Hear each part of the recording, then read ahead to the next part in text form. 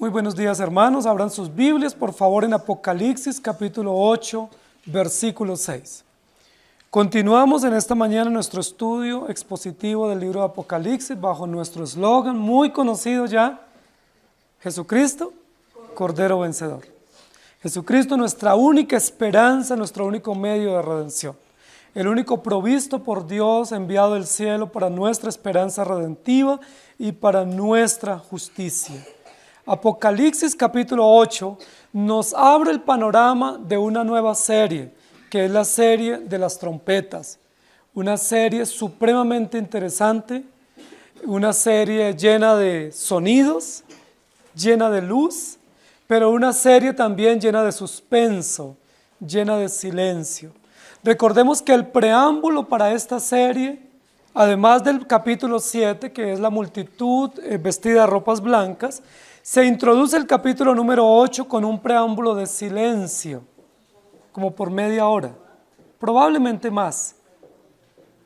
El silencio hace parte integral no solamente del culto que rendimos a Dios, sino también de esta serie.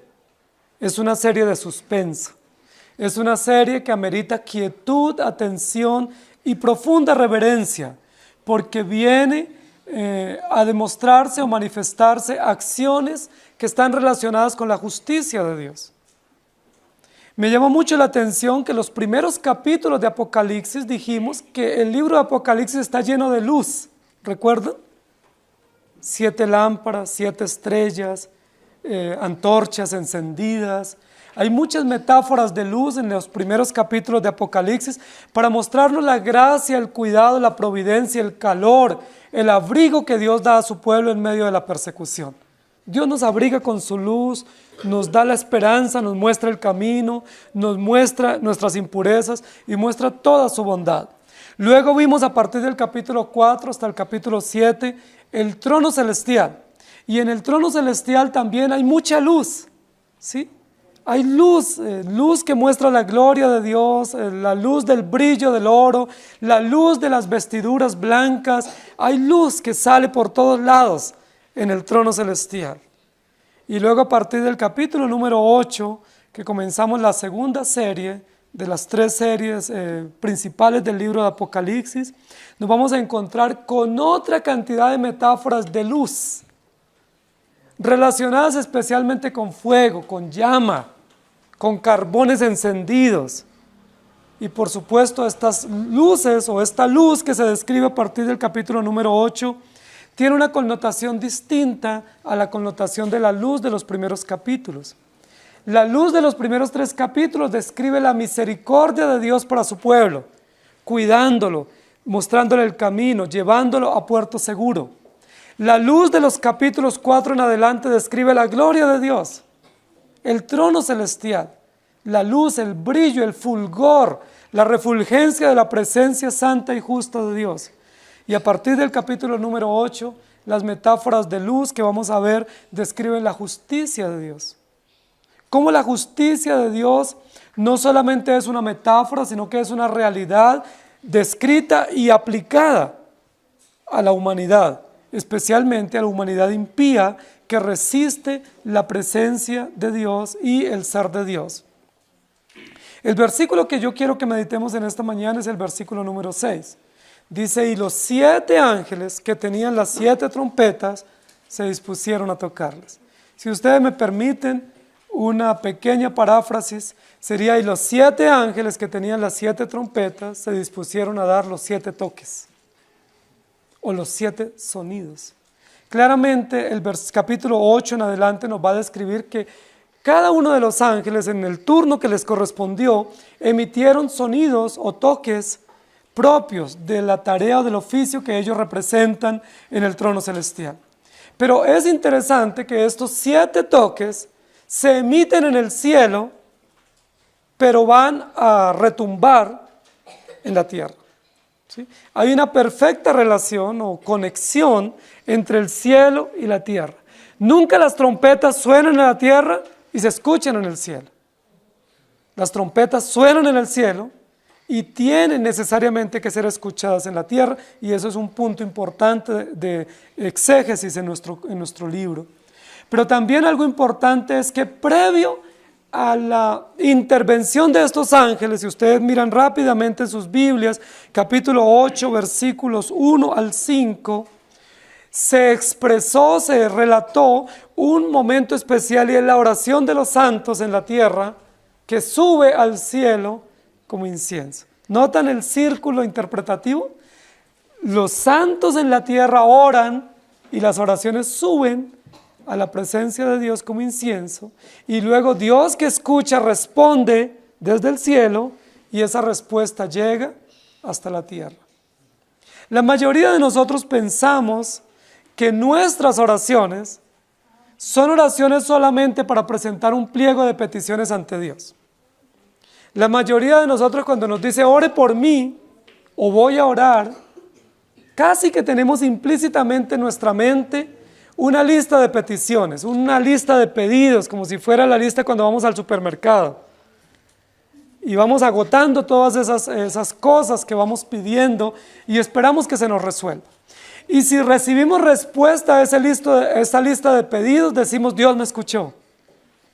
Dios es bueno. Me respondió a este pedido o esta petición que yo le hice o esta súplica que le presenté. Pero ustedes han notado, y lo vamos a poder notar con más detalle en este capítulo número 8, es que evidentemente el pueblo de Dios debe orar. Debemos orar de día y de noche. Pero aquí no está hablando este capítulo de las oraciones como listas de pedidos para satisfacer nuestras necesidades. Aquí está hablando de otro tipo de oraciones que el pueblo de Dios hace delante del Señor, y son las oraciones que los salmos presentan y que en algunos lugares se conocen como las oraciones imprecatorias, es decir, oraciones pidiendo justicia. No son oraciones por comida, por trabajo, por salud, por bienestar. Las oraciones que están aquí descritas en los primeros versículos del capítulo 8 son oraciones imprecatorias, es decir, son súplicas a Dios para que haga justicia a favor de su pueblo. Son súplicas pidiendo justicia. Ahora es totalmente diferente si nosotros hacemos una oración a Dios pidiendo que nos dé lo del almuerzo, a una súplica por justicia. Porque la súplica de justicia es una súplica que sale del corazón. Es una súplica profunda, es una súplica desgarradora. Es una súplica porque estamos al borde del colapso en medio de las injusticias, sean políticas, económicas, militares, que se nos están infringiendo de parte de nuestros gobiernos. Es una súplica desgarradora de un pueblo, donde dice, el único que nos puede hacer justicia eres tú. Es decir, estas oraciones que se presentan en el principio del capítulo número 8, lo que demuestran es que el pueblo de Dios está pasando por momentos de injusticias, pruebas, adversidades, tratos injustos, inhumanos, y el pueblo de Dios suplica frente al altar de Dios que haga justicia. ¿Por qué sabemos eso? Porque la Biblia nos dice que el Señor desciende y toma las oraciones y a esas oraciones les añade los carbones encendidos del altar que era para hacer justicia y son llevadas a la presencia del Señor y suben como oraciones.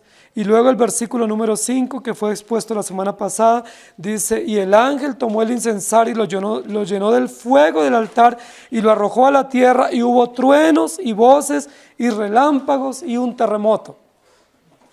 Esas 4 cosas que acontecen una vez son resueltas o respondidas las oraciones, tienen una alta connotación de justicia o de asuntos judiciales. Truenos, voces, relámpagos y un terremoto. Son manifestaciones naturales de la respuesta de Dios sobre el pueblo. El versículo número 6 que estamos mirando hoy dice, y los 7 ángeles que tenían las 7 trompetas se dispusieron a tocarlas. O pudiéramos, me gusta esa palabra que usa allí, esa acción, y es se dispusieron. O estaban dispuestos, o estaban listos, o estaban preparados. O como dijéramos en otro sentido, sería todo está listo, o todo está dispuesto. Y ese es el título de nuestra enseñanza hoy, dispuesto está.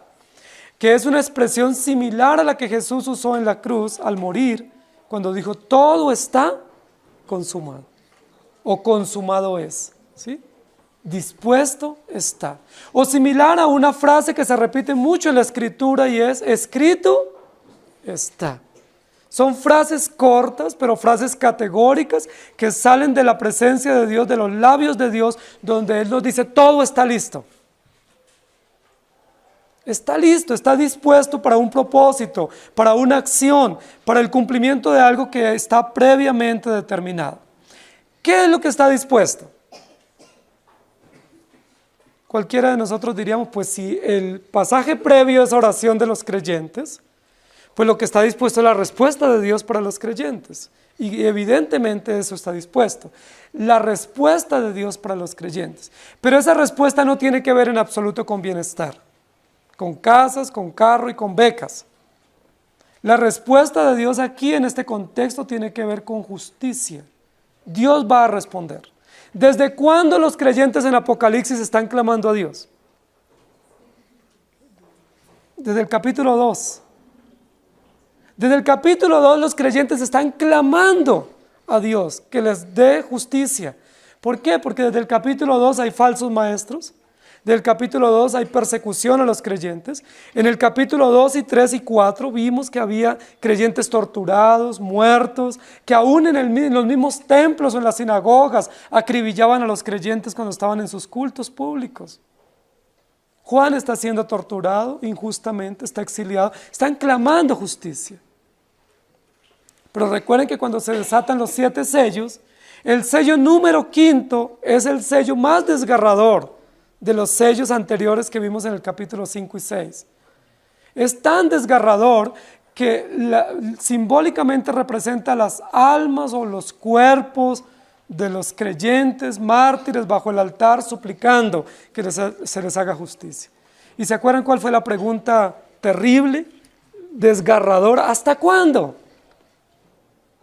Pregunta muy, muy dura, muy, muy difícil, muy agónica para resolver. Señor, ¿hasta cuándo? ¿Hasta cuándo tú no ves nuestras injusticias? ¿Hasta cuándo tú no vengas la sangre de aquellos que nos han torturado y que viven campantes y que siguen gobernándonos y que siguen dictando leyes, siendo que son injustos contra tu pueblo y martirizan a los creyentes? Señor, ¿hasta cuándo? Y es la pregunta que nos hacemos muchos de nosotros cuando vemos tantas injusticias. Y son las preguntas que nosotros a veces le planteamos a Dios en oración. Y a veces le planteamos a nuestros gobiernos también. ¿Hasta cuándo? ¿Sí? ¿Hasta cuándo hay tanta injusticia, tantos niños violados, tantas mujeres torturadas? ¿Hasta cuándo hay secuestro, hay muerte, hay violación? ¿Hasta cuándo? Hay torturas. Cuando uno ve algunas de las noticias que las cubren a veces exageradamente los medios de comunicación, nos damos cuenta que hay crímenes terribles en nuestra sociedad. ¿Sí? Terribles, crímenes muy pensados y articulados, donde ha habido muchísima sevicia, engaño, maldad. ¿Y qué dice la población? ¿Qué decimos nosotros, los que escuchamos esas noticias? ¿Hasta cuándo? ¿Hasta cuándo tenemos que soportar? Los ríos de sangre en nuestro país y en países vecinos, muchos países en guerra, bombas, crímenes nucleares, crímenes por químicos. ¿Hasta cuándo tenemos que someternos a eso? ¿Hasta cuándo tenemos que ver ríos de sangre por las calles? Porque nadie puede reclamar o nadie puede protestar o nadie puede pensar diferente a como piensan a veces algunas dictaduras que nos gobiernan. ¿Hasta cuándo? ¿Cuál es la respuesta que viene del cielo? Tengan paciencia, esperen un poco, porque hay respuesta, efectivamente hay respuesta. No se angustien excesivamente. Aquí están los vestidos blancos y esperen un poco, porque falta que otros se sumen a esta lista interminable de mártires. Pero esta unidad de las trompetas lo que nos dice es ya todo está listo. ¿Listo para qué? Para que la respuesta a ese clamor agónico de los creyentes de todos los siglos tenga respuesta. La respuesta está lista. ¿Cómo lo sabemos? Porque el clamor agónico de los creyentes subió a la presencia del Señor. ¿Recuerdan en el libro de Éxodo, capítulo 2 y capítulo 3? Cuando dice, y el pueblo de Dios en Egipto estaba siendo oprimido en exceso por los egipcios y por los soldados egipcios, y clamaron a Dios. Y el gemido, dice la Biblia, o el clamor o la súplica del pueblo oprimido subió a la presencia de Dios, y Dios dijo, ya todo está dispuesto, y nació Moisés. Y a través de Moisés Dios liberta a su pueblo oprimido por la esclavitud egipcia. Es justamente un paralelo de ese hecho lo que vamos a ver en Apocalipsis. El pueblo clama, la sangre atestigua de los martirios, de las injusticias, pero el Señor dice, todo está dispuesto. ¿Está dispuesto el tribunal? ¿Está dispuesto el juez? ¿Está dispuesto las normas a través de las cuales se va a dictar sentencia? ¿Y está dispuesto los cargos contra los infractores, contra los adversarios? Todo está dispuesto. La serie de las trompetas, hermanos queridos, es una serie de juicio. Recuerden que dijimos que la serie de los sellos era una serie donde mostraba todo el orden de la salvación y toda la revelación del pacto eterno de redención. ¿Sí recuerdan o ya olvidaron?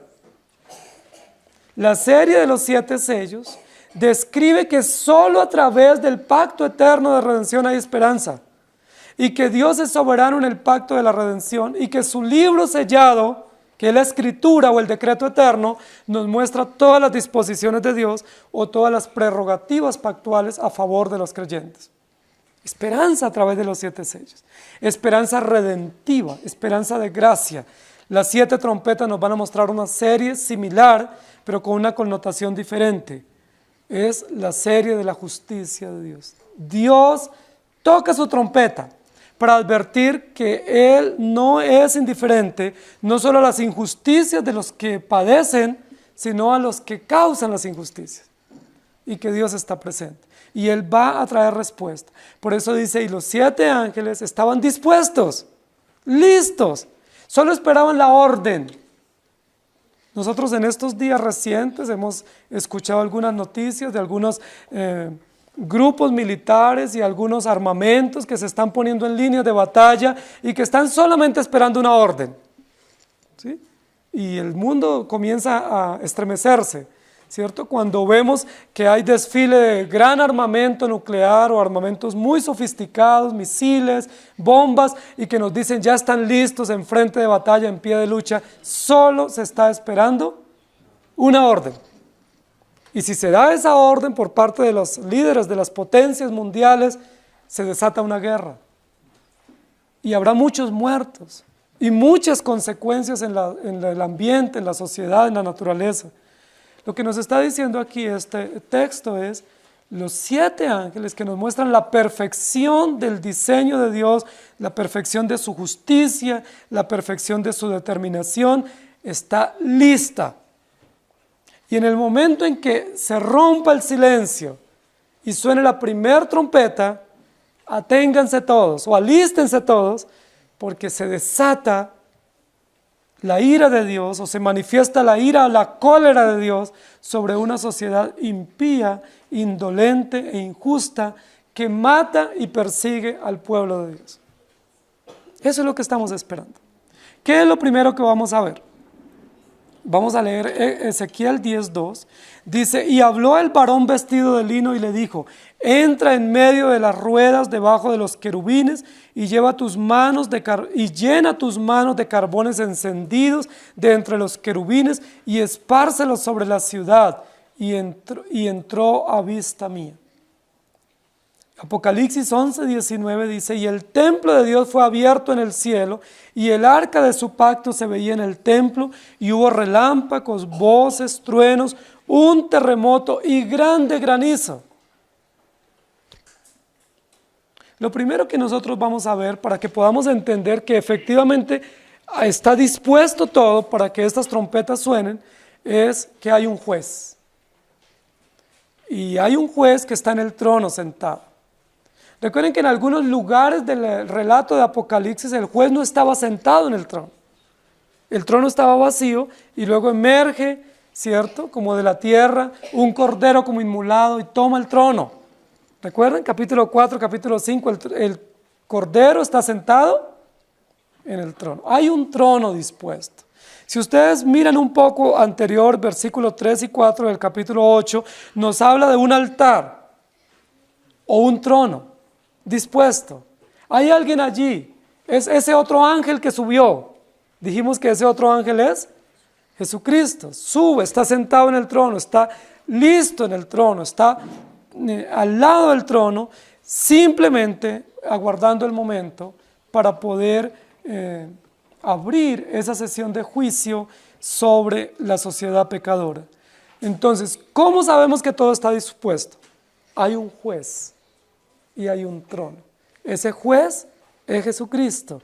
Ese trono es el trono de Dios, dispuesto para impartir justicia. La justicia de Dios siempre es oficial.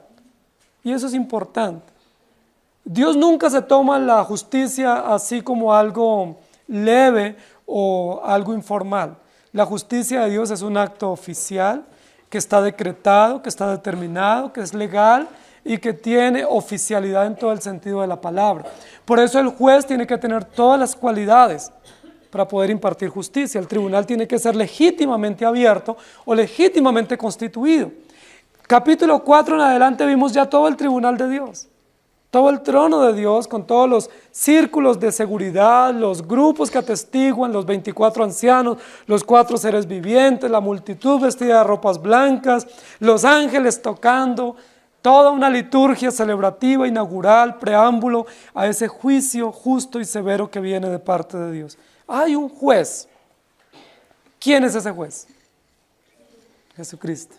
¿Qué diferencia o qué caracteriza a ese juez a diferencia de los otros jueces que nosotros conocemos?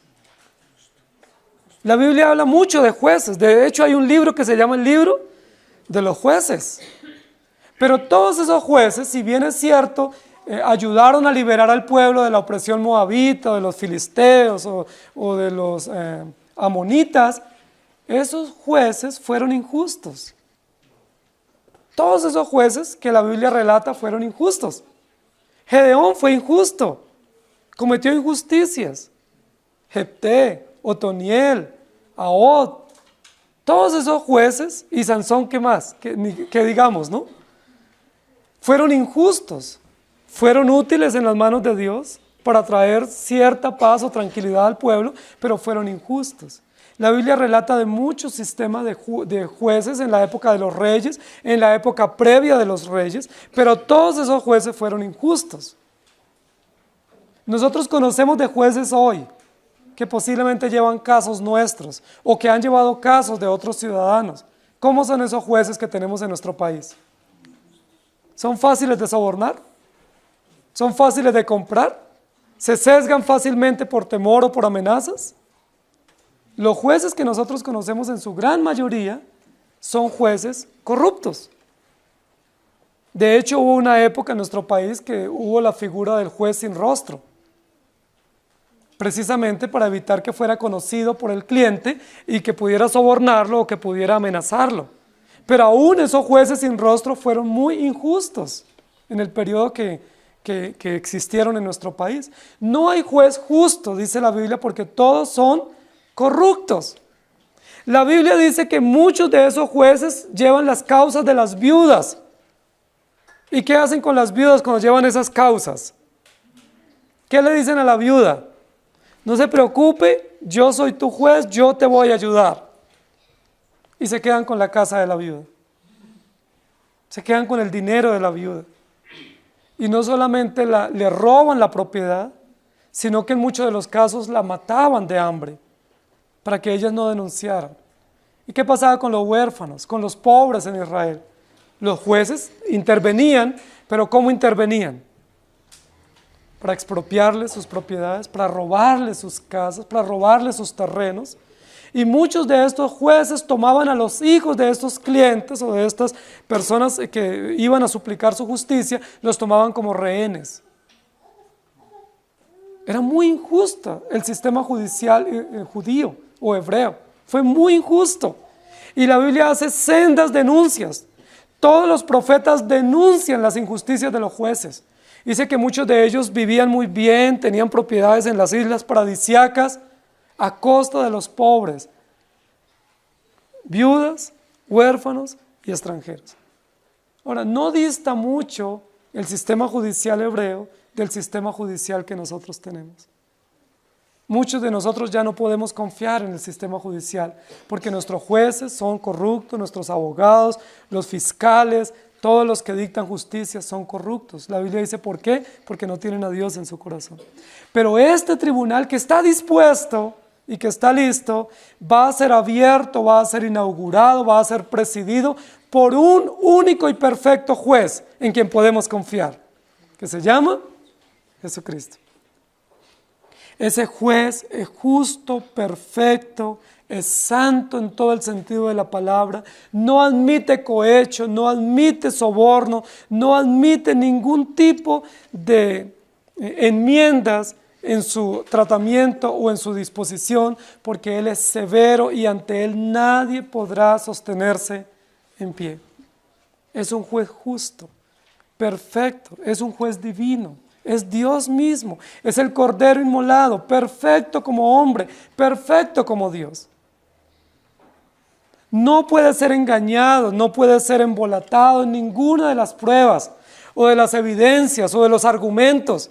No hay alegato, no hay justificación que valga para ese juez. Nadie puede presumir de justo ante él. Nadie puede presumir de santo o de bueno. Todos ante ese juez, ante ese tribunal tendrán o tendremos que caer de rodillas. Ni siquiera podemos mirarlo a los ojos o al rostro, porque dice que su presencia nos consumirá y nadie podrá sostenerse en pie.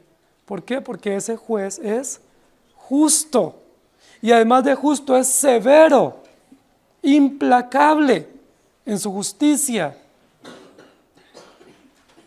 Uno de los textos que leímos hace un momento en el libro de Isaías dice que Él tiene su mano extendida. Nosotros a veces nos imaginamos así, ¿no?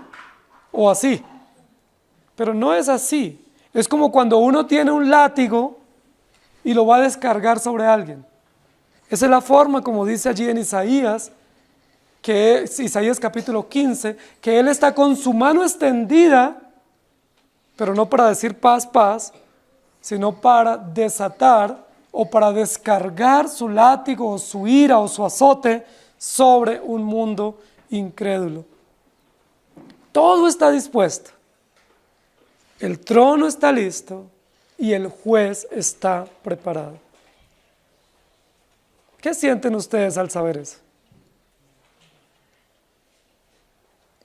Temblamos, ¿cierto?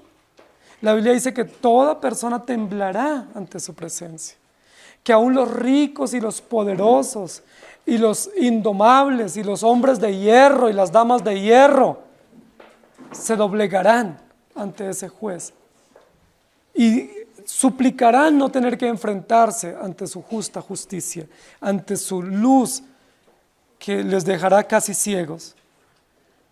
Jesús es ese juez. Ahora, ¿desde cuándo Él está sentado en el trono y desde cuándo Él imparte justicia? Bueno, hay muchas interpretaciones y algunas de esas interpretaciones dicen, no, es que cuando Él venció, Él se hizo juez y está en el trono. ¿Eso será correcto? No, si decimos eso, decimos que Él no es juez eterno. Y estaríamos diciendo que el tribunal no es eterno y que su justicia no es eterna, sino que es simplemente un evento en la historia. No, queridos hermanos, no es cierto. La justicia de Dios es eterna, el trono de Dios es eterno y el juez es eterno.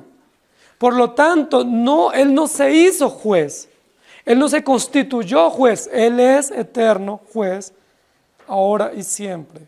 Entonces, cuando nosotros leemos ese texto y decimos que Jesús está en el trono y está dispuesto para impartir justicia, no es a futuro.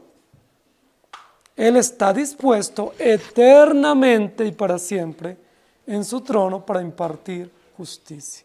De hecho, la Biblia relata muchos eventos de la justicia de Dios a lo largo de la historia revelada, que ya han sucedido y que eso nos muestra que Dios sigue en el trono y que su justicia sigue siendo perfectamente dictada como regla en honor a Él.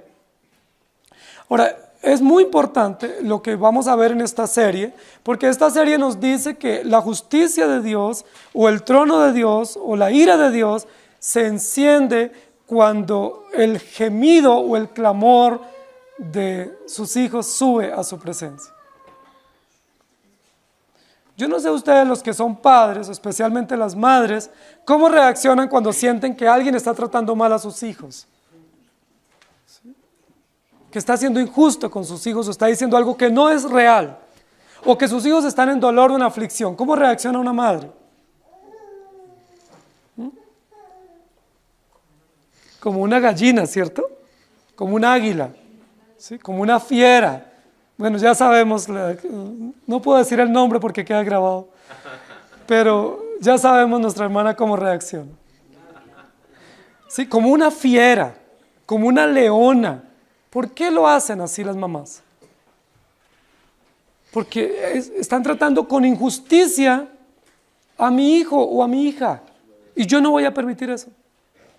Dicen algunas sobre mi cadáver, pero no lo voy a permitir, ¿cierto? Y sabemos que una madre hace lo que sea en defensa, en protección, especialmente cuando hay injusticias o cuando hay dolor de sus hijos. Lo sabemos porque la Biblia lo relata y lo hemos experimentado con nuestras madres. O ustedes que son madres lo han experimentado. ¿Qué no hacen si un hijo está sufriendo? Está pasando hambre, están tratándole con injusticia o está a punto de morir. ¿Sí? Hacen todo lo inimaginable en defensa. ¿Por qué? Porque ustedes sintieron, escucharon el gemido de sus hijos, el clamor de ese hijo diciéndole, madre, ayúdame, o estoy sufriendo. La Biblia dice que cuánto más no hará Dios nuestro Padre Celestial por sus hijos que claman a Él noche y día. El clamor de sus hijos sube a la presencia de Dios, y como Dios es el Dios de pacto que ha determinado salvar a su pueblo y protegerlo y guardarlo en medio de las circunstancias más adversas, Él acude en su auxilio. Y la Biblia describe la forma como Él acude en su auxilio. Dice que la ira de Dios se enciende y no actúa como cordero manso, sino como león de la tribu de Judá, para defender a su pueblo. Y para defender a su pueblo, ¿qué debe hacer? Juzgar a los impíos que oprimen a su pueblo. Para defender a su pueblo, Él tiene que tratar duramente a los incrédulos que persiguen al pueblo de Dios y que acechan el pacto eterno de la redención. Apocalipsis 16, 9 y 11 dice, y los hombres se quemaron con el gran calor y blasfemaron el nombre de Dios que tiene poder sobre estas plagas y no se arrepintieron. ¿Escuchen? Y no se arrepintieron para darle gloria y blasfemaron contra el Dios del cielo por sus dolores y por sus úlceras y no se arrepintieron de sus obras. ¿Desde cuándo el hombre no se arrepiente por sus malas acciones? Desde que cayó en pecado, el hombre no se arrepiente. Vayan a Génesis 3. Génesis 2, primero Dios le dice al hombre y a la mujer, no coman. Disfruten este lugar, es un lugar hermoso, es un paraíso, es una granja con todas las comodidades. Disfruten de todo, pero solo hay un mandamiento que deben cumplir. Hay un árbol, hay un fruto que no deben comerlo. Y de esa manera vivirán, de lo contrario morirán. ¿Qué hizo Adán y Eva? Se antojaron del fruto prohibido. Fueron y comieron, desobedecieron conscientemente. Y cuando el Señor viene a pedir cuentas, ¿cómo respondió Adán? Capítulo 3, ¿ustedes ven alguna acción de Adán arrepintiéndose? Bueno, en el capítulo 4 la encuentro. ¿O en el 5? Que Adán diga, Señor, pequé, te pido perdón. o Eva. Si Adán no fue consciente de su pecado, que Eva hubiera sido consciente, se hubiera arrepentido. ¿Ustedes lo encuentran? ¿Por qué? ¿Por qué nosotros no nos arrepentimos de nuestros pecados? ¿Por qué los escondemos? ¿Por qué los encubrimos? ¿Por qué los justificamos? Es necesario el tribunal de Dios y es necesaria la justicia de Dios. Este texto que leímos de Apocalipsis dice que aún con sus úlceras, es decir, aún en la peor circunstancia, no se arrepintieron. Hubo una persona que en estas avalanchas recientes que hubo en el Putumayo, dijo, Dios no existe, y si existe, ya se imaginarán cómo es. Porque el hombre aún en la peor condición no se arrepiente, sino que acusa a Dios de lo que le está pasando.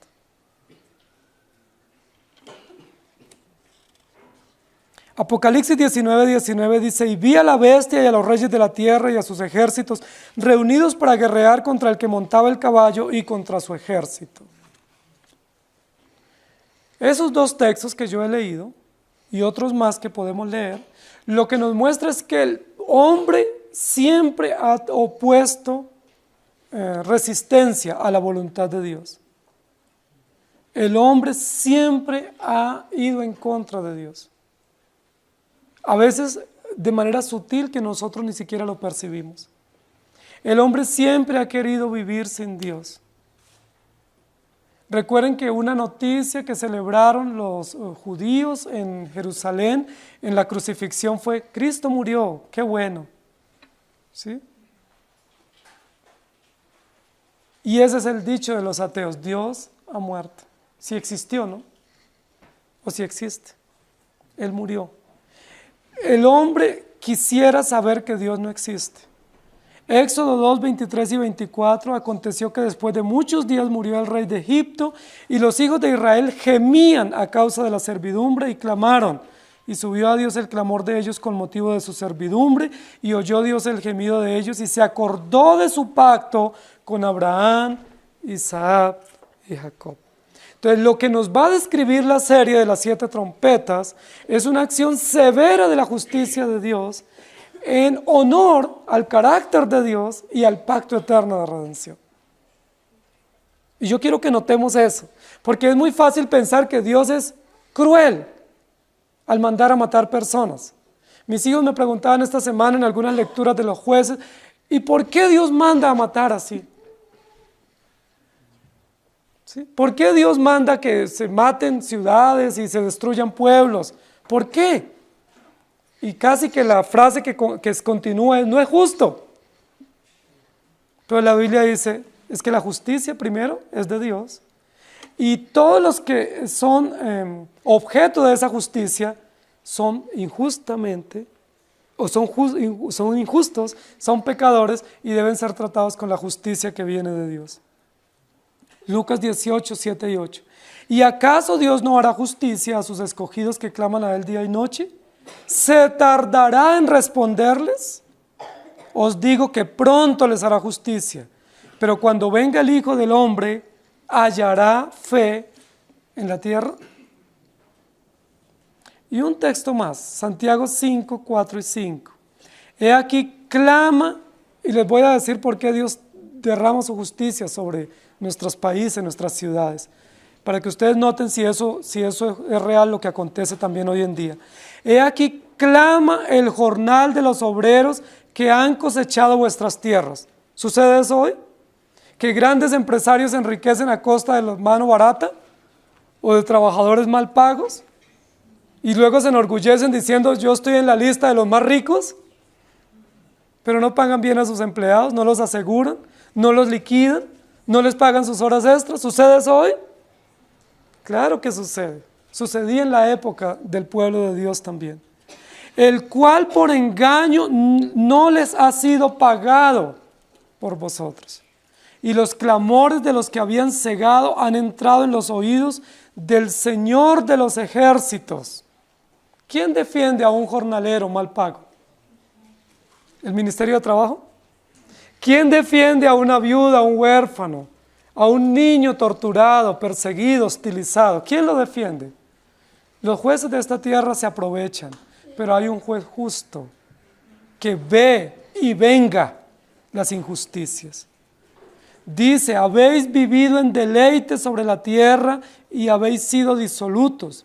Habéis engordado vuestros corazones como en día de matanza. Y luego Isaías 34:8 dice, porque es día de venganza de Jehová, año de retribuciones en el pleito de Sión. Así que gócense por esta serie de las 7 trompetas.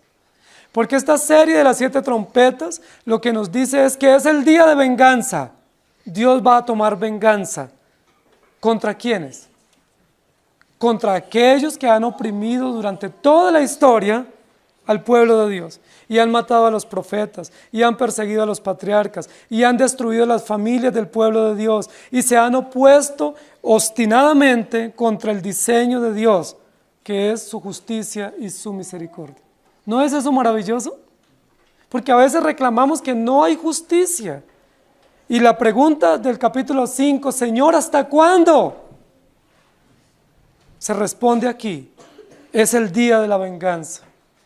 Ahora me llama mucho la atención que en esta manifestación histórica de la justicia de Dios, y lo vamos a ver en todas las trompetas, habla de un día de venganza. No habla de una eternidad de venganza. No habla de 1000 años de venganza. Habla de un día de venganza. ¿No es eso misericordia de parte de Dios? ¿No es eso también retribución justa, una medida justa, porcionada? Dios pudiera destruir ya este mundo, pero dice la Biblia que solo manifiesta su ira un día, en términos simbólicos, ¿cierto? Es decir, solo retribuye dosificadamente, solo muestra terceras partes, ¿sí? Que es lo que nos va a decir, es una de las figuras fraccionarias más típicas del capítulo número 8, la tercera parte, diciendo, ¿por qué Dios no destruye de una vez toda una ciudad? ¿Por qué destruye solo la tercera parte? Eso también es justicia, eso hace parte de la retribución medida. Él nos ensaña de forma cruel, inclemente, sino que aún su ira es justa, es santa, es perfecta y es medida. Nosotros como padres, cuando nuestros hijos desobedecen, que es muy de vez en cuando, y llenan la copa, muy de vez en cuando, nos llenan la copa y tenemos que dar la justa retribución, ustedes no pueden hacerlo una semana disciplinándolos o castigándolos o torturándolos. Es un momento. Eso es justo. Lo justo es que sea un momento. Esa disciplina es un momento. No puede todos los días y decirle por lo que me hizo el mes pasado y el año pasado, te sigo dando. Porque eso no es justo, eso no es misericordioso.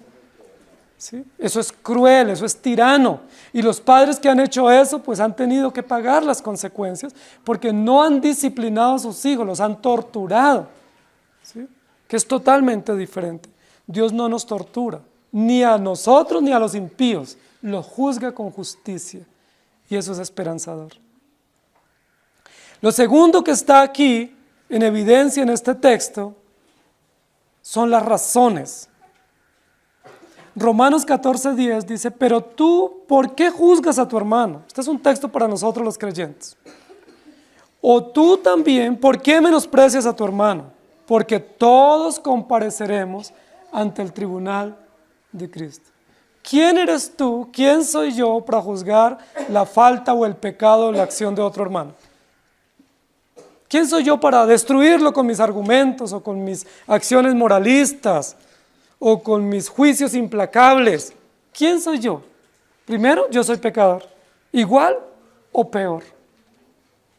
Y segundo, con ese que yo estoy juzgando, muy probablemente lo voy a tener al lado o adelante en la fila, rindiendo cuentas ante el tribunal de Cristo.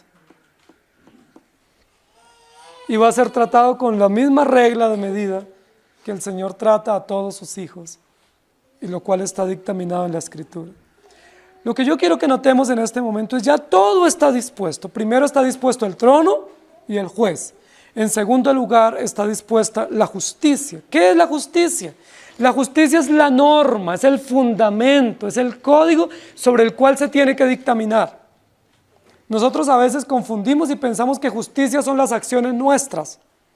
No, justicia no son las acciones nuestras. Justicia es lo que nos rige, ¿sí? La base sobre la cual se tiene que dictar sentencia o sobre la cual se tiene que juzgar un hecho o un acontecimiento. ¿Cuál es el código o la regla de medida o la norma que Dios tiene para medir o para juzgar las acciones de nosotros? Su palabra. Su palabra. ¿Desde cuándo su palabra existe? Es eterna.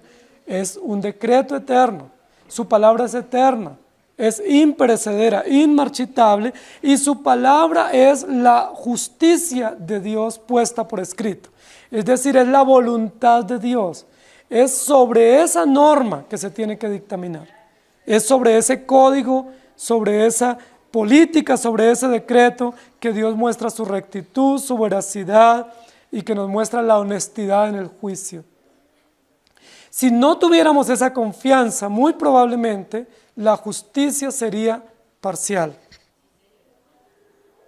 Porque si nos vamos a comparecer ante el tribunal, alguien que tenga mejores argumentos que yo posiblemente va a salir librado, ¿sí?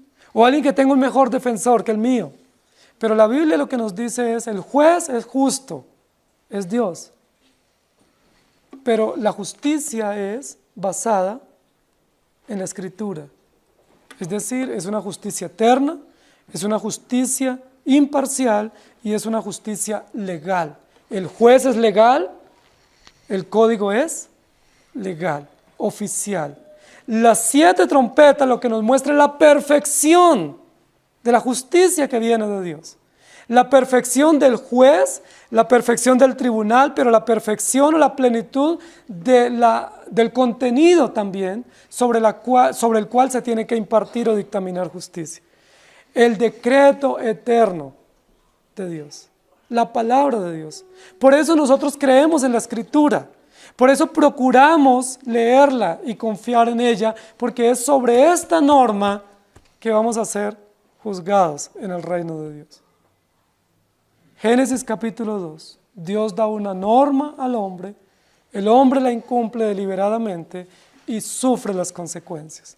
¿Cuál es la razón de la justicia de Dios? Que nosotros transgredimos la ley de Dios, todos y todos los días.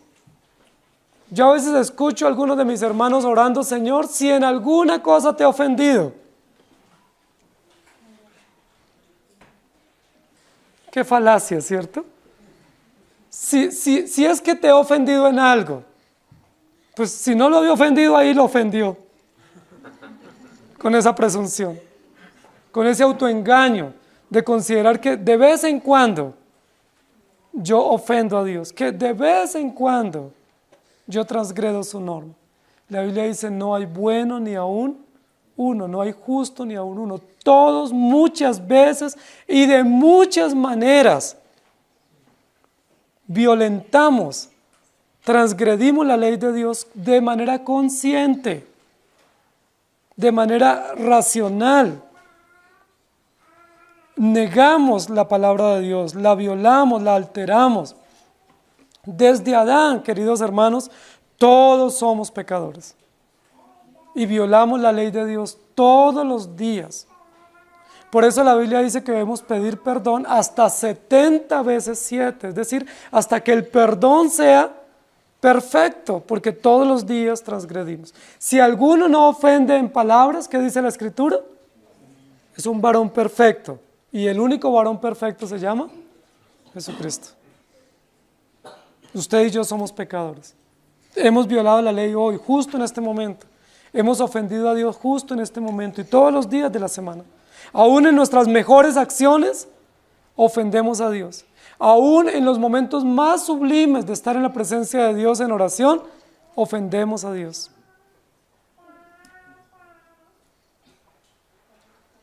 ¿Cuál es el resultado entonces de haber transgredido la norma justa de Dios? El juicio de Dios. Siendo que el código es este, la norma es esta, y todos la hemos violado, ¿qué merecemos? La muerte. Por eso cuando suceden calamidades, y yo espero que ustedes que están aquí en este salón, en este auditorio, no digan cuando suceden calamidades, digan, ¿y por qué será? No es justo.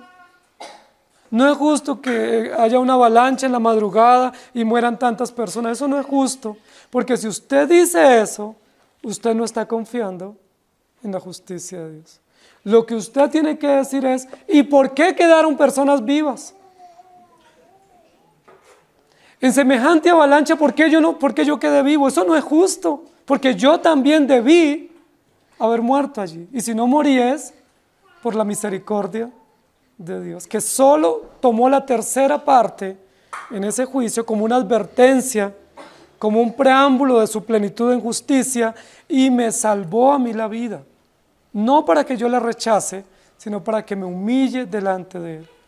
Cuando suceden calamidades no podemos decir eso no es justo, lo que tenemos que decir, por eso la ira de Dios viene sobre los hijos de desobediencia. Su justicia, ¿cómo se obra? Cobrando venganza. Venganza justa por todas las injusticias que se cometen. Recuerden que la primera injusticia en términos de delitos de lesa humanidad, Génesis capítulo 4. Primer homicida. ¿Sí? La sangre de Abel clama a mí, dice Dios, desde la tierra, pidiendo ¿qué? Justicia. ¿Y qué dicen las trompetas? Todo está listo. El tribunal y el juez está listo, pero también los cargos, las razones por las cuales se tiene que derramar la ira de Dios están listas. ¿Dónde están los cargos contra nosotros?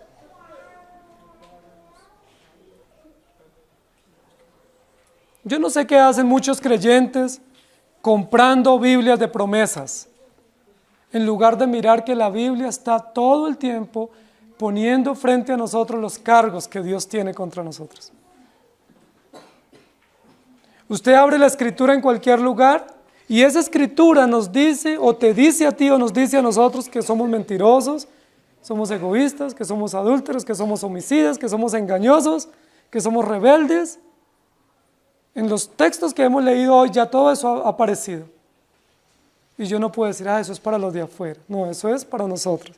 Y decimos, es palabra de Dios para mí. Nos sometemos a ella, decimos amén. Porque la palabra de Dios nos recuerda todos los cargos que hay contra nosotros. Y no hay ningún cargo favorable.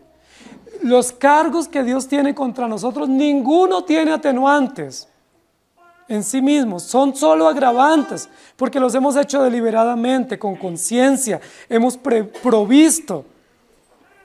Entonces las razones por las cuales Dios derrama su ira están acá. ¿Por qué Dios envía tsunamis, terremotos, maremotos? ¿Por qué mueren grandes cantidades de personas en guerras químicas, guerras nucleares, en incendios? ¿Por qué? Gente muere de hambre, de epidemia. ¿Por injusticia de parte de Dios? ¿O por acciones justas de parte de Dios para una sociedad injusta?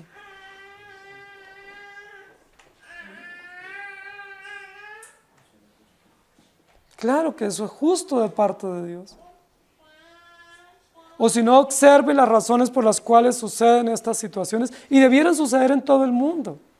Pero Dios no derrama su ira sobre el mundo de manera total, porque aún no se ha consumado la historia de la redención.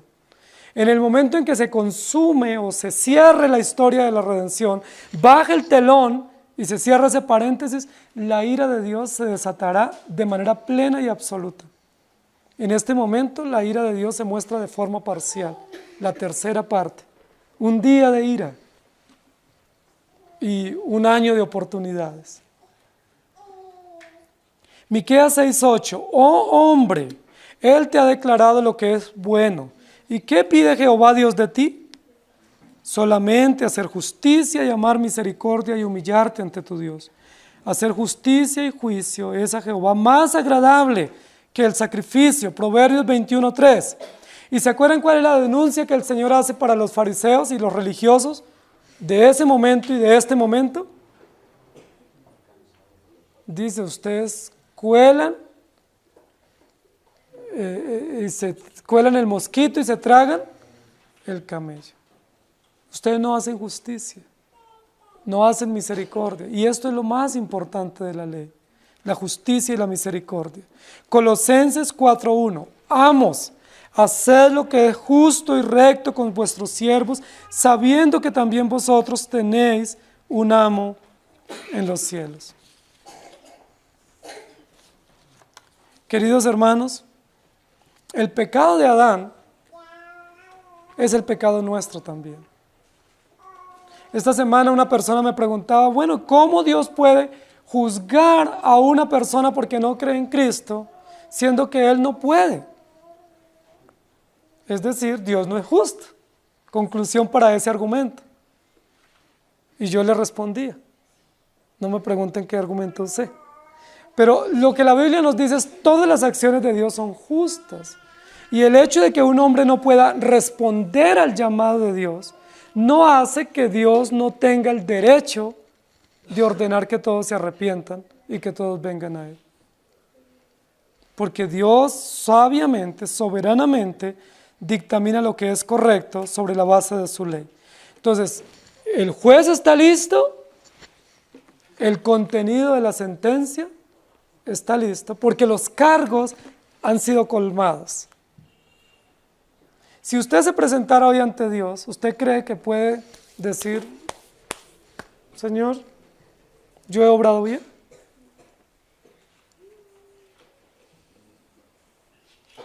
¿Cuáles cargos vendrían contra usted si fuera hoy el juicio? ¿Sí? ¿Qué porcentaje de la ley le acusaría? La Biblia dice que todo, el 100% de la ley viene en contra nuestra en el momento del juicio. No simplemente una pequeña mentira, ¿no? O una pequeña ira no controlada. O un pequeño comentario.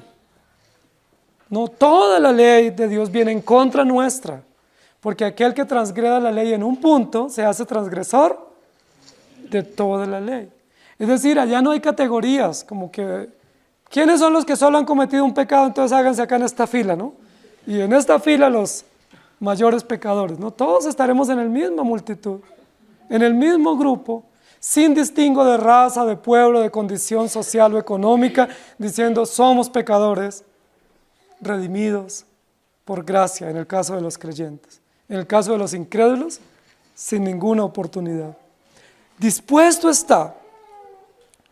Lo que termina diciendo el texto es que los 7 ángeles que tenían en sus manos las 7 trompetas se disponen a tocarlas. Es decir, tomaron aire y están listos simplemente para emitir ese gran sonido de la primera trompeta en el orden específico. ¿Qué es lo que nos está diciendo? Dios no solamente determinó el juicio, no solamente tiene registro de los cargos que van contra la ley, que es el contenido de su justicia, sino que además de eso, Él ya determinó cuáles son las acciones con las cuales Él va a juzgar a la humanidad. ¿Con qué acciones va a juzgar Dios? ¿Cuáles son las acciones que no solamente muestran la justicia de Dios, sino que muestran en el juicio los aspectos donde tocan realmente la conciencia del hombre para que el hombre se estremezca? Yo les pregunto, ustedes que son padres, ¿qué acción de parte de Dios es lo que más les duele a ustedes? ¿Que Dios les toque qué? ¿Su bolsillo? ¿Su salud?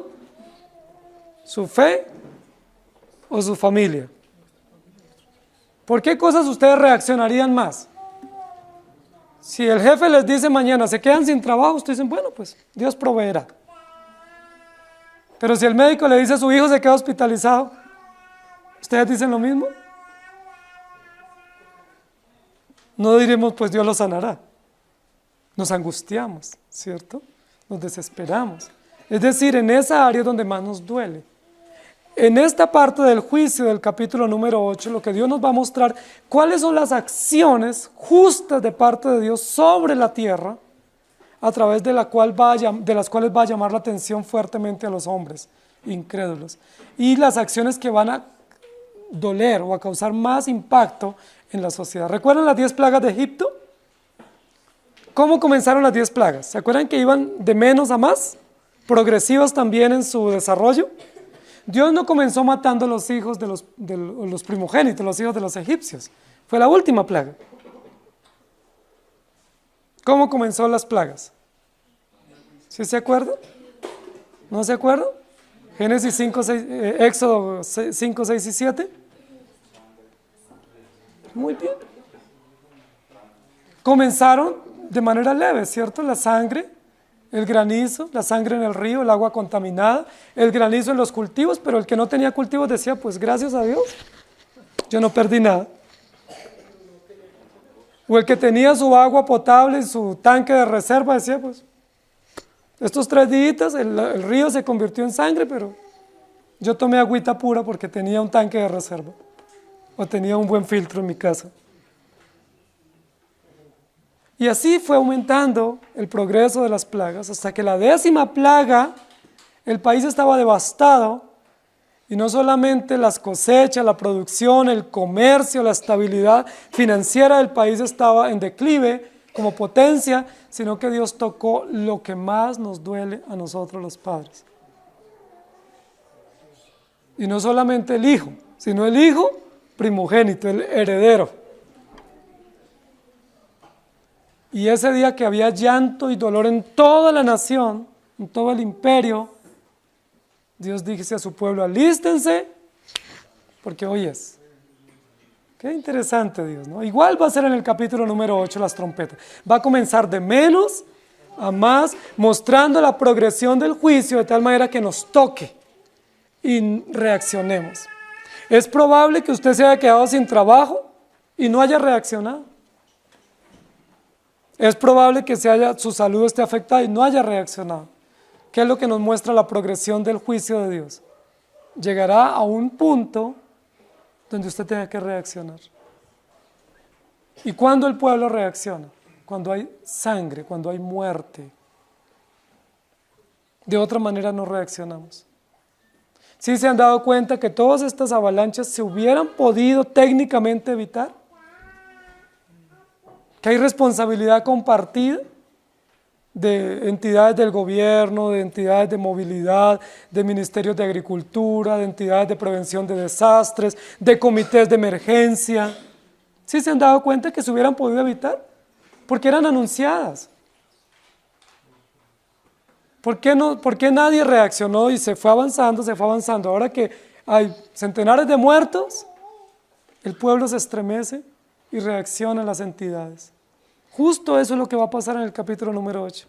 Dios comienza a traer juicio, cosechas que se dañan, carestía en los productos, calentamiento de la tierra, y la sociedad no reacciona. Como no reacciona, esperen que les toque su vida y haya sangre. Y cuando hay sangre, nosotros corremos. Todo está dispuesto. Las acciones de Dios. ¿Qué acciones va a tener Dios sobre la tierra? Las que va a tener no son a futuro. Yo quiero que entiendan eso, hermanos queridos, porque muchos vemos el Apocalipsis simplemente como apocalíptico o escatológico. Es decir, esto algún día pasará.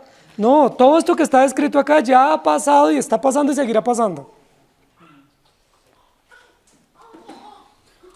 O sea, los terremotos, los truenos, el granizo, las inundaciones, están pasando desde Génesis 3 en adelante. Y lo que vamos a ver en las 7 trompetas ha estado pasando a lo largo de estos 6.000 años de historia y seguirá pasando. No es algo nuevo.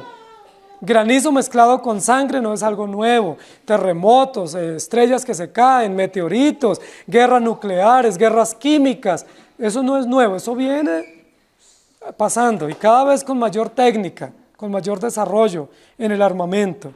Pero eso lo que nos muestra es que la justicia de Dios y el juicio de Dios, las acciones justas de Dios siempre han estado siendo derramadas sobre la tierra. ¿Se acuerdan cuál fue el castigo justo de Dios para Caín? por haber matado a Abel? Que iba a ser un errante, iba a estar desterrado, y no solamente desterrado, sino que iba a generar miedo y terror. Iba a tener una marca en su cuerpo de tal manera que el que lo viera salía corriendo. ¿Sí? Caín caminaba por las calles en esa época y nadie le decía, hola Caín, qué bueno verte. Lo veían y salían espantados, porque la Biblia dice que él iba a producir espanto y terror, y que los que lo vieran saldrían corriendo y ni siquiera le darían la mano. Un castigo terrible. ¿Usted se imagina que usted salga a la calle y nadie lo determine? ¿Y vaya a comprar algo y nadie lo atienda? ¿Y que todos lo vean y salgan corriendo y se asusten? Uno quiere que lo vean y se agraden con uno, y lo reciban y lo atiendan, por lo menos algunos, ¿no? Si otros nos desprecian, que algunos nos aprecie y nos quiere y nos atienda bien. Pero el castigo de Caín de destierro fue un castigo terrible. Pero eso muestra la justicia de Dios. Dice, porque usted mató a Abel, y el que mate a Abel tiene que pagar 7 veces. Y lo va a pagar con destierro, con hostilidad, con humillación, con afrenta. Desde Génesis 3 hay juicio de Dios y acciones justas de Dios sobre la humanidad. La destrucción de Sodoma y Gomorra, ¿qué fue, hermanos queridos? Juicio de Dios sobre una sociedad sodomita. Y esa sociedad sodomita recibió un castigo con unas acciones fuertes de Dios. ¿Se acuerdan cuál fue la mezcla que destruyó a Sodoma y Gomorra? Fuego y azufre. Similar a lo que va a describir acá. ¿Se acuerdan en Egipto cómo fue destruido Egipto? Con granizo, con úlceras, con epidemias, con mortandades, con pandemias. Fue destruido Egipto como imperio y nunca más se levantó Egipto. Lo único que quedan son ruinas. Y la gente que va a Egipto va a ver ruinas, pero no va a disfrutar de una economía estable, de una sociedad y una sociedad desarrollada, sino solo de ruinas. Y así todas las otras ruinas. Las personas que visitan ruinas indígenas en el Perú, en México, lo que van a encontrar es ruinas. ¿Por qué Dios destruyó esos grandes imperios? Porque se habían vuelto idólatras, hostiles, politeístas, porque habían subyugado a su gente, porque los habían oprimido, porque los habían causado cualquier cantidad de estragos, pero lo peor, habían afrentado a Dios. Por eso dice la Biblia, yo vi al impío sumamente enaltecido, pero su fin era como el ser destruido, ¿cierto? Nosotros tenemos un dicho más coloquial, ¿cierto? Que el que sube como palma, la Biblia dice que así sube el impío, que florece y sube como una palmera, pero que va a ser destruido y humillado. Por eso vale más humillarnos ante Dios y no justificarnos por nuestras acciones. Ahora, ¿cuál es la esperanza en ese juicio para el creyente? El impío no tiene esperanza. ¿Cuál es la esperanza para usted y para mí como creyentes? Jesucristo, nuestro Cordero vencedor. Ahora, vamos a sufrir las consecuencias. Eso no quita las consecuencias. Si usted está obrando deliberadamente contra Dios, si usted está pecando y escondiendo su pecado, pues no lo esconda más. Arrepiéntase. Porque si no se arrepiente, y aún arrepintiéndose, vienen las consecuencias de ese pecado. Dios no nos va a pasar por alto. Ahora, alguien pudiera decir, eso no es justo.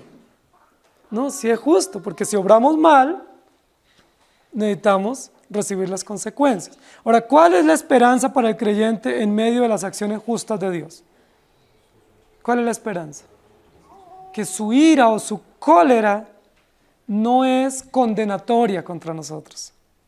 Su cólera o su ira contra nosotros es correctiva, es restaurativa, es misericordiosa, es benévola, es longánima, para levantarnos, para limpiarnos y para darnos otra oportunidad.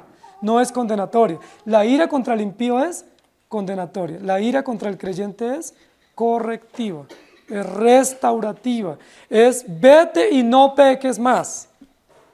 ¿Sí? o ni yo te condeno. Así es la ira de Dios contra nosotros. Nosotros no podemos pensar que la justicia es para el impío y la misericordia para el creyente. La Biblia dice que Dios al que ama corrige y azota a aquel que toma por hijo. Entonces, hermanos queridos, como dice la Escritura, no nos engañemos. Dios no puede ser burlado. No piensen que por la doctrina que nosotros tenemos estamos absueltos de las consecuencias. Porque a veces decimos, no, pues, como la salvación es segura y depende de Dios, pues Él ya me salvó, pues, gloria a Dios. Comamos y bebamos. Es cierto, la salvación es de Dios, pero la responsabilidad de nuestras acciones es nuestra y tendremos que asumir las consecuencias.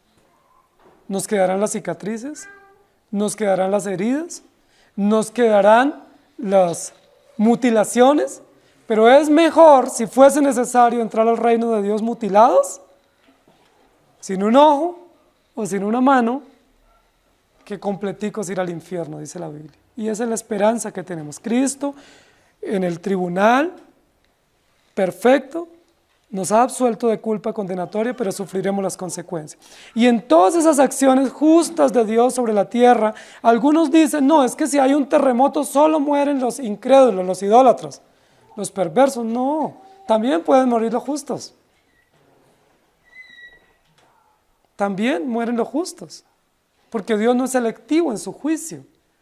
Dios no va a decir, bueno, entonces voy a hacer que ese día estén todos en el culto y va a venir un terremoto allá en Mosquera, pues, porque están en el culto y se van a salvar. ¿No? Puede que también nos muramos en ese terremoto. Puede que también nos vayamos en esa avalancha. Puede que las iglesias también sean llevadas y sufran las consecuencias naturales de la ira de Dios. Por supuesto, para el creyente es motivo de gloria irse en esa circunstancia, porque él se va con el Señor, lo cual es muchísimo mejor. Si el creyente es llamado a cuentas en una situación de calamidad, como un juicio natural de terremotos, granizo, inundaciones, pues él se va con el Señor. Y esa es la forma como el Señor lo llama. Todo está dispuesto, pero no está dispuesto para el futuro, sino que está dispuesto siempre. Ese tribunal es dispuesto no para mañana, sino siempre está dispuesto. Y siempre Dios, sobre la base de su ley justa, ha impartido justicia sobre la sociedad.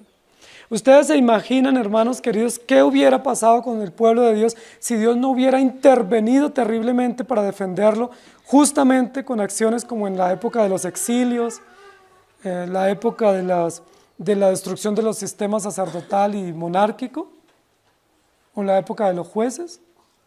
Recuerden que lo que va pasando es que así como el juicio de Dios es progresivo, la perversión es progresiva. Por eso la Biblia nos dice, madruga a corregir a tu hijo. Porque nuestros hijos, si no los corregimos a tiempo, voy a poner un ejemplo. Su hijo se coge una moneda de 50 pesos. Y se la gastó, o se la extravió.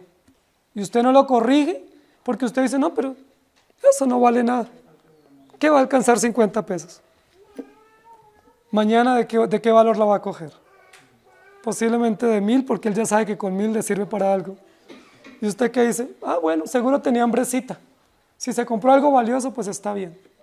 Y usted le pasa por alto esa, la tercera vez que va a coger. Y luego, ¿de dónde tendremos que sacar a nuestros hijos? ¿Dónde tendremos que irlos a visitar? ¿Por qué? Porque no los corregimos. Porque nosotros dejamos que esas acciones se fueran acumulando y no las corregimos. Porque la perversión es progresiva. Nunca un hijo nuestro comienza robando un banco. Ellos comienzan cogiendo monedas, cogiendo cosas en la escuela y trayéndolas. Nosotros tenemos que corregirlas, y así la mentira, y así el engaño, y así la perversión sexual, y así todo comienza de menos a más, y nosotros somos el ejemplo de ello. Entonces, ¿cómo viene el juicio de Dios también? De menos a más, proporcional a las faltas, pero también la justicia que viene de Dios en Cristo es llena de esperanza para nosotros. No importa todos los cargos que hayan en nuestra contra. Aunque suframos las consecuencias, Cristo ya pagó eternamente. Sufriremos consecuencias temporales, pero no consecuencias eternas, porque Cristo pagó. Romanos 12, 19. No os venguéis vosotros mismos, amados míos, sino dejad lugar a la ira de Dios, porque escrito está, mía es la venganza, yo pagaré, dice el Señor. Y Romanos 14, 12, toma en cuenta, de manera que cada uno de nosotros dará a Dios cuenta de sí. Y termino de esa manera. Y prepárense porque la serie de las 7 trompetas no es el sonido para la fiesta.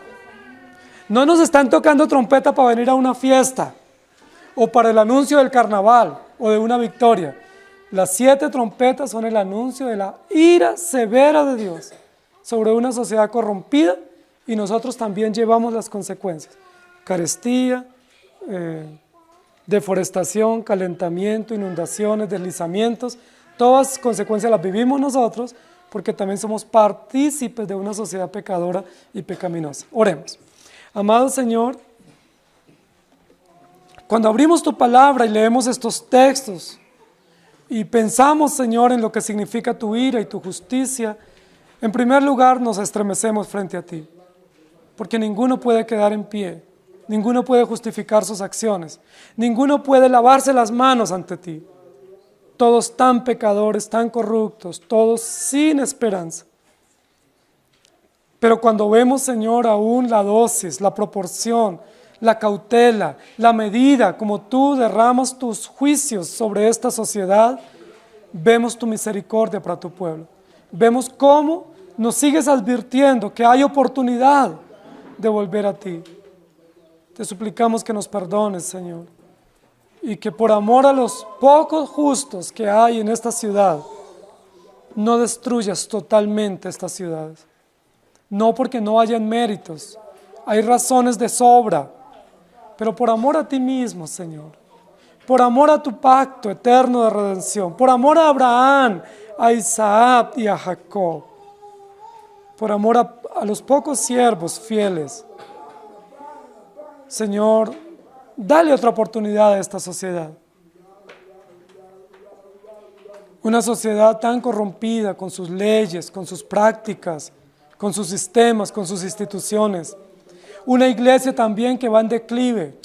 Una iglesia que cada vez se acomoda a los estándares del mundo y no a tu palabra. Hombres que fungen como líderes religiosos, pero realmente son mercenarios de la fe. Son hombres que se enriquecen a costa de la fe, que abusan. Centros a veces religiosos que se prestan para la prostitución, para el engaño, para la perversión, para la evasión de impuestos. Ten misericordia, Señor. Porque no solamente son los sistemas políticos y económicos que se han desviado, también la iglesia cada vez se desvía. Señor, alértanos con los sonidos de esta trompeta. Haz que estas trompetas suenen fuertemente en nuestra conciencia y nos muestren quién eres tú y cuáles son las denuncias que tienes contra nosotros. Te suplicamos que nos sustentes con tu gracia, con tu bondad y con tu misericordia. Ayúdanos, acércanos a la luz, acércanos al fuego del altar. Pero Señor, cuánto quisiéramos que esos carbones encendidos no nos quemen, porque hemos obrado mal y no nos hemos arrepentido. Pero si es necesario que esos carbones tomados con tenazas sean puestos sobre nosotros, pues Señor, hazlo, pero que no nos quemen eternamente en tu ira plena. Te suplicamos tu gracia y tu bondad. Cúbrenos con tu manto de justicia por Cristo Jesús nuestro Señor y auxílianos en tu trono. En el nombre de nuestro Salvador, nuestro juez, nuestro perfecto abogado y defensor de tu pueblo, Cristo Jesús. Amén. Señor les bendiga, hermanos.